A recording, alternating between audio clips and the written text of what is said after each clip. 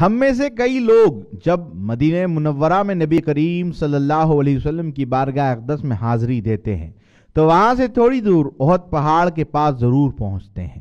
احد پہاڑ کے پاس ایک مشہور جڑی بوٹی ملتی ہے جو ساری دنیا میں مشہور ہے، جسے مریم بوٹی یا پنجہ مریم کہتے ہیں۔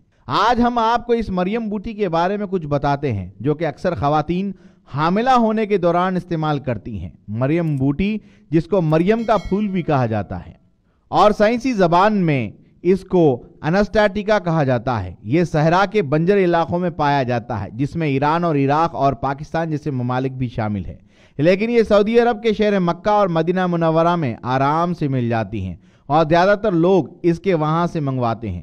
مریم بوٹی میں کیلشیم، میگنیشیم، پوٹاشیم اور آئرن بھی پایا جاتا ہے۔ یہ بوٹی رحم کے نقائص دور کر کے حیض کھولتی ہے، سدے کھولتی ہے اور ورم کو دور کرتی ہے۔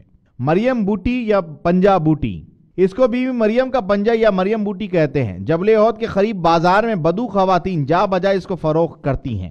یہ ایک قسم کی گھاس کی جڑ ہے جو ہاتھ کے مشابہ ہیں، پتے ایک طرف سے سبز اور ایک طرف سے سفیدی مائل کسی قدر روئے دار ہوتے ہیں اور اس کا ذائقہ تلخ مزاج گرم خشک ہے۔ مریم بوٹی کا عموماً حاملہ نہ ہونے والی خواتین استعمال کرتی ہیں۔ شادی کی ہو اور شادی ہو کر بہت زیادہ عرصہ ہو گیا ہو، صاحب اولاد نہیں ہوتے، اللہ تعالیٰ ان کو صاحب اولاد بناتا ہے۔ اگر مرد کے سپرم کی خرابی نہ ہو اور عورت پریگننٹ نہ ہو رہی ہو تو آج جو نسخہ آپ کو مریم بوٹی کا بتا رہا ہوں وہ ہمارا آزمودہ ہے۔ اس کے 21 دن کے استعمال سے عورت حاملہ ہو جاتی ہے۔ فیلوپین ٹیوب کی خرابی رحم کے نقائص دور کر کے استقرار حمل کے قابل بناتی ہے۔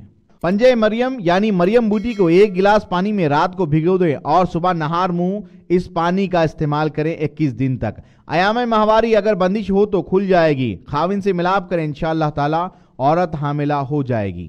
مریم بوٹی لیبر کے درد کو کم کرنے کے ساتھ نارمل ڈیلیوری کے چانس بڑھاتی ہے۔ اس کو استعمال کرنے کا طریقہ نہایت ہی آسان ہے۔